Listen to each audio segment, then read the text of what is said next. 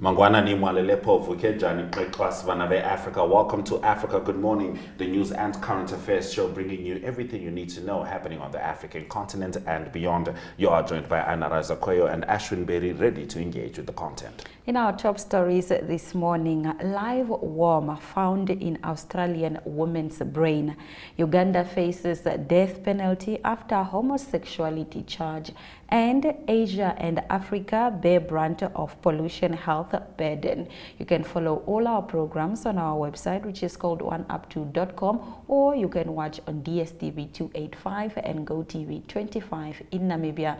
On this particular show for today, we have Ari Hochad bringing us the top stories that are trending in South Africa. We'll be right back with our news.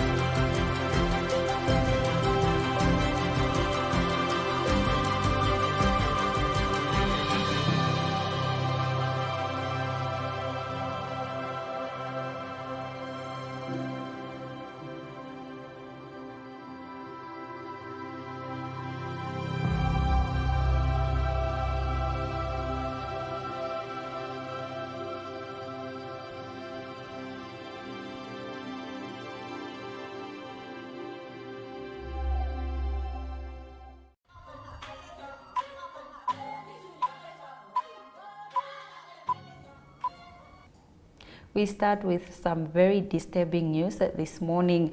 A live worm has been found in Australian woman's brain. In the world's first, scientists say that an 8-centimeter worm has been found alive in the brain of an Australian woman. The string-like structure was pulled from the patient's damaged frontal lobe during surgery in Canberra last year.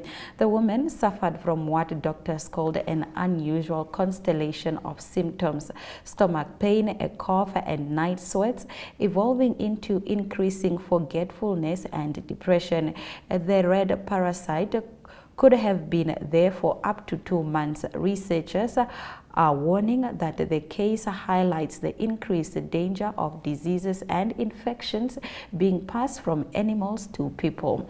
An infectious diseases doctor at Canberra Hospital said that this is a new infection never documented before in a human being. All right. Now, a 20-year-old Ugandan man could face the death penalty after he was charged with aggravated homosexuality, which is a capital offense under a controversial law that was passed in May. It is the first time that such a charge has been reported, though it is not clear if there have been any previous prosecutions. A court in eastern Uganda charged the man on 18 August following allegations that he engaged in sexual relations with a 41-year-old man.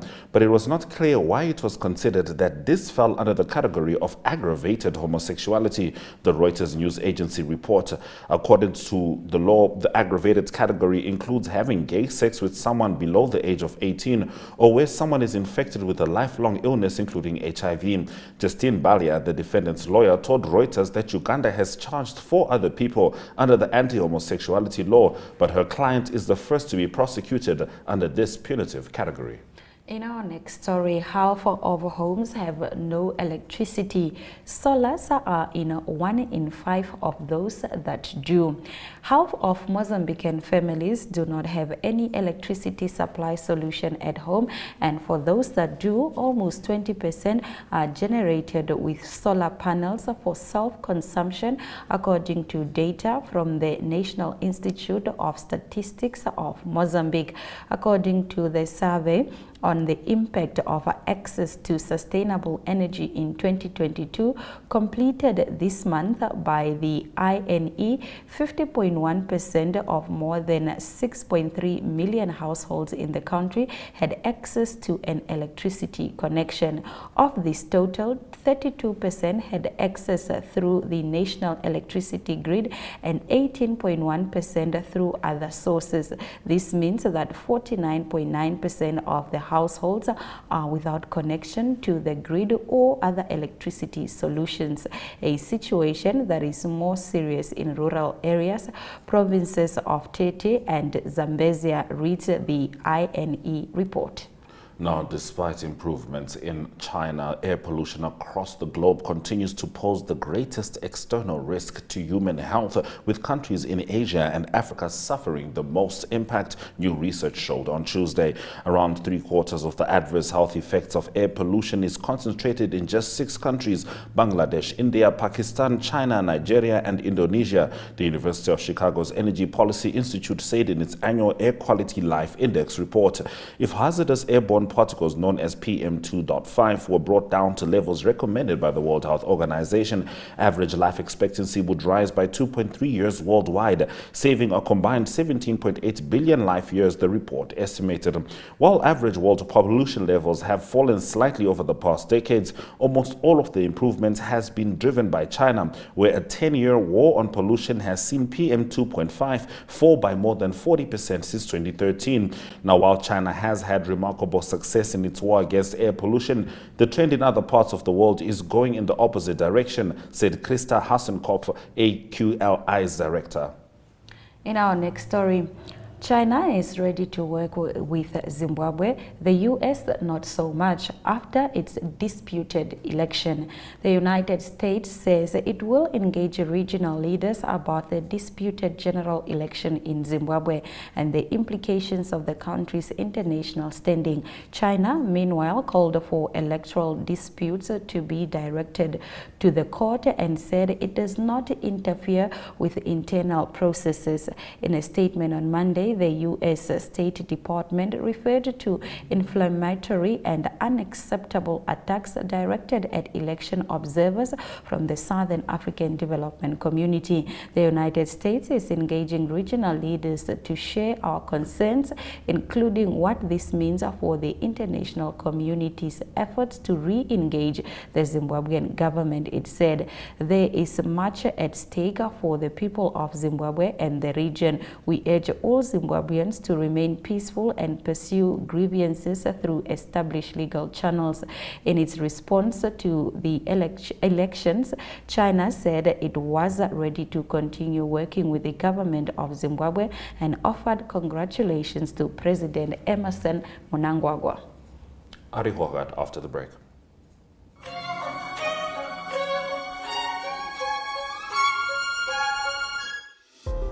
Neopaints has established a 67-year Namibian legacy, creating personalized paint solutions that blend quality and innovation for the Namibian people. We pride ourselves in being a 100% Namibian-owned company, investing in our country and our people by employing and empowering true Namibians. With every brushstroke, Neopaints commits to our quality guarantee and always delivering a coat of excellence. At Neopaints, we always stay true to our country. We are as Namibian as you.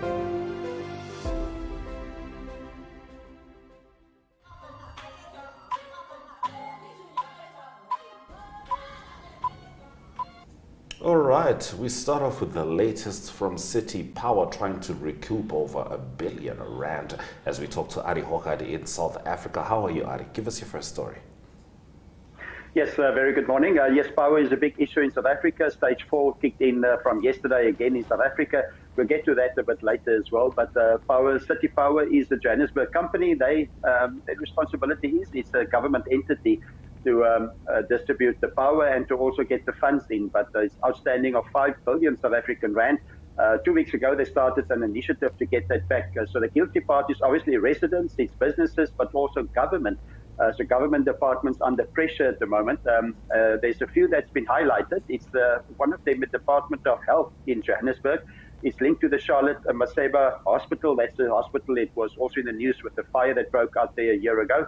They owe 329 million South African rand, and City of Johannesburg also 387 million South African rand. Big numbers. So the reasons given by government, they say that there was late invoices, and there's a dispute of incorrect billing. So it seems like the reasons don't really make sense, but it's a lot of money to be owed there. maybe there are late invoices, but it's something that you must sort out from government side. Not giving a good example for the man in the street to pay the bill. So hopefully they can get the money in, but it's collectively, it's the municipalities that owes billions of South African rand to Eskom. So it makes it difficult for them to operate. All right, in your next story, South African currently on load 4 of load shedding, stage 4 rather, of load shedding and the Eastern Cape government is still not happy with the power parts to be supplied by Turkey. Tell us about this. Yes, it's load shedding for just to inform people, it's taking 4,000 megawatts off the grid. That's stage 4. It's normally between 4 and 8 days they divide it, but let's say a normal time will be about 6 hours no electricity per day. That's what we're facing today and tomorrow. But the big issue is that car power boats that's been in the news for a few weeks. The government approved in principle. There's still environmental reports that need to come in. That's the Minister of Electricity, Kokosiento Ramakope. And the issue here is for those boats, firstly, to be in the harbours, 3 harbours, Durban, Eastern Cape, and also in the Cape, Western Cape. But it's going to cost South Africa 20 billion South African rand over, 200 billion South African rand over 20 years. So it's a big number to have them here that just generate 1,200 megawatts or 400 per boat. So it's very, very expensive to have them here. They use gas and they tap into the grid and they put power into the grid. But it's expensive, and the Western Cape government said they're not happy with what's happening at Langebaan. That's because it's meant to be a short-term solution, but to sign them up for 20 years makes it impossible for them to plan further ahead, and that cost is very big. So the minister also said he thinks 5 years are better. So then Galparov said, well, then it will be 15 million South African rand more expensive per year if you make it 5 years, not 20. So it's a crazy numbers they're talking about at the moment. Absolutely, and they need to mitigate that sooner rather than later. Now, speaking of mitigation, at least in the legal aspect, 14 lawyers are facing investigation by the Legal Practice Council of South Africa. Could you please tell us more about that story? Yes, I think it's important that all the legal powers try to sort this out, because it's very it's bad to hear these stories, and if they're true, it's very bad. That is Suku Nonzuba. He's been in the news quite a bit. He's been in court as well. He's been in court they're trying him for about 500 million South African rand that's not paid out to people with disability that claimed from the government and got that. So they call it the penniless millionaires. So that's a crazy statement to have. It's people in wheelchairs that's got a disability because of something that went wrong from government side in hospitals, etc. One instance, one patient got 15 million South African rand. He's got nothing from his lawyers. So they delayed to set up trusts over years. So there's 14 lawyers that's been investigated. Just to put it into context, since 2014 to 2021, 3.4 billion South African rand has been claimed for disability claims by lawyers. So many of them got to the patients, but in this case, it seems like money don't get to. So that is one of the patients owed 15 million South African rand, not getting a cent at the moment. So hopefully that will be sorted out, and hopefully the people will get the money to the right places. All right, Ari, and finally, South African sport fans looking forward to a one-day series starting today in Durban against Australia. Tell us about this. Yes, we are always excited about sport in South Africa. We talk cricket before we talk lots of rugby for a month. So it's Australia touring South Africa starting today. 3 T20 games, exciting. They're playing in Durban, all three in 50 over ODIs.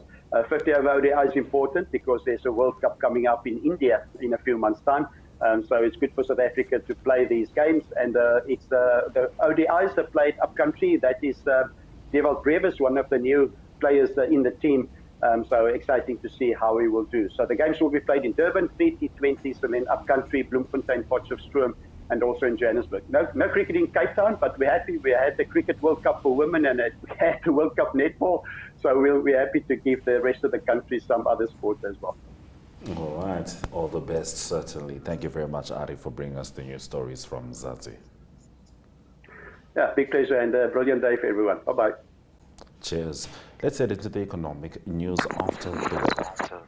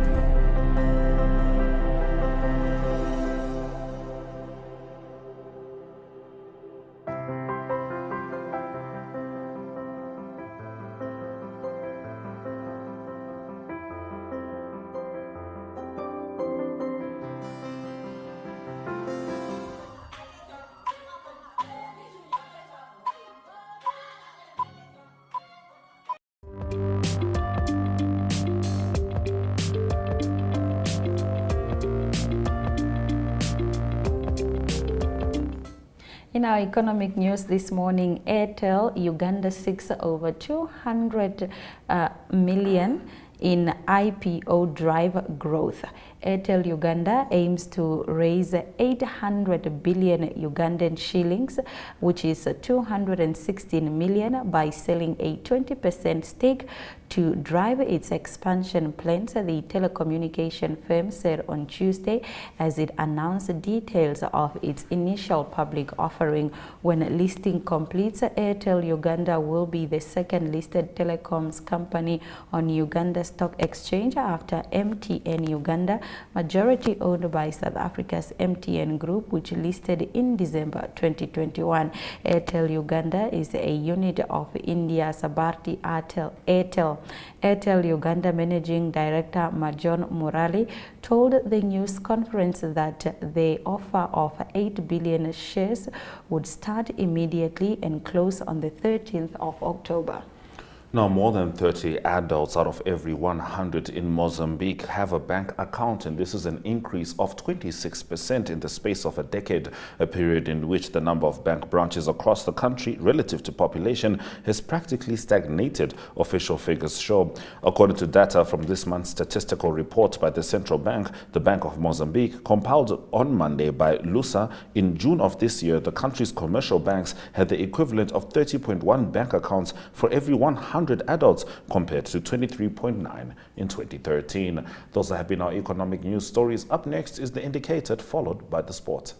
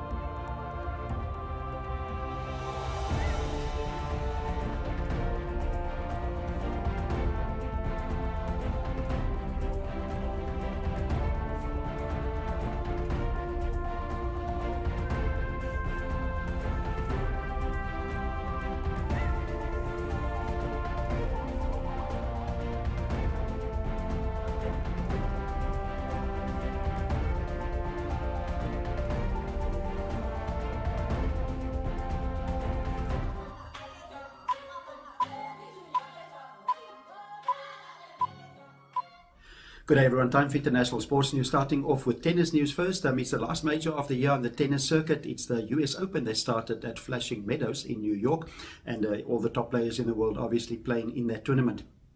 Number one seed in the men's division, that is Novak Djokovic. He's back to number one in the world. He just won his first round game at the US Open, but because he didn't play in that tournament in the US Open in 2022 because of COVID-19, he didn't earn any points last year. So now with the points from the first round win, he's back to number one in the world. He had a good start in the first round. He beat Alexander Muller. He is from France. He beat him convincingly by 6-love, 6-2 and 6-3 to advance to the second round. Number one seed in the tournament, Carlos Alcaraz, will play his first round game against a German opponent, and that is Dominic Kuffer, and that game will be played on Wednesday. In the first round, there was an early exit for one of the top seeds, and it was Holger Rune, his number 4 seed. He lost to Roberto Biano. He is from Spain. He lost to him 6-3, 4-6, 6-3 and 6-2. So Holger Rune, the first seeded player or top 10 seeded player to be out of the tournament. That was in the first round. In the women's side of the draw, a good start for number one seed Iga Swiatek. She is from Poland. She comfortably beat Rebecca Peterson of Sweden by 6-love and 6-1. And then also a good win for Karolina Wozniacki. She came back from retirement, and she won in the first round. She beat Tatiana Prozhanova by 6-3 and 6-2.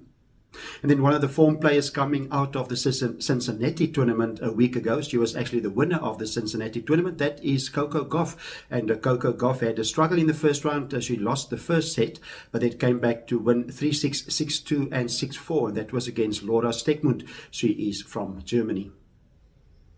And continuing with soccer news or football news, and it is a transfer window that's still open in the English Premier League for clubs to sign new players. It's going to close soon, and it's Manchester City coach Pep Guardiola that's trying to find a new midfielder, and that is because Kevin De Bruyne, that is his influential midfielder, he's injured. He injured his hamstring and is out for the first half of the English Premier League.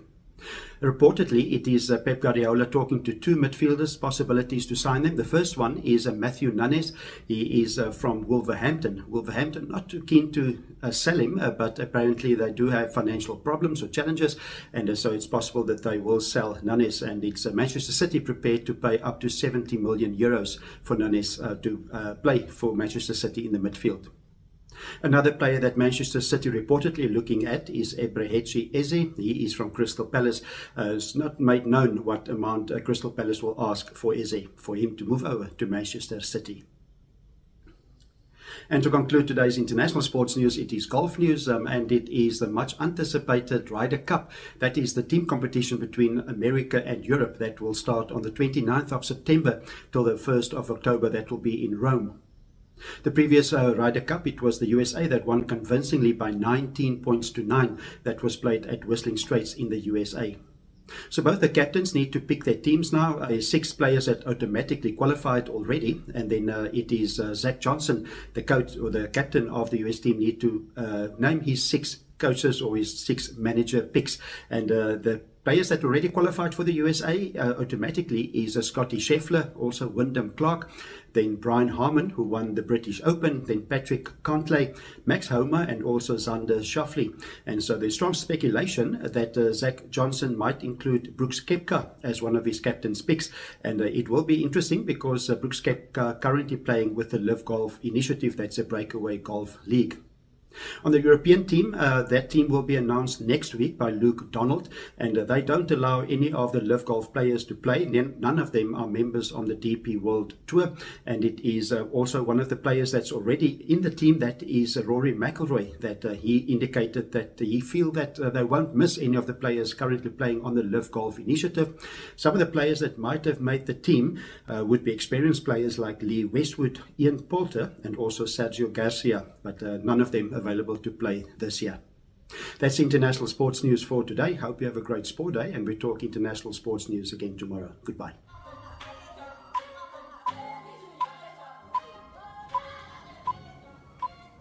Thank you for staying with Africa. Good morning. Let's head into the highlights from this morning's broadcast. Live worm found in Australian woman's brain. Ugandan faces death penalty after homosexuality charge. Half of homes have no electricity, solar in 1 in 5 of those that do. Asia, Africa bear brunt of pollution health burden, according to research.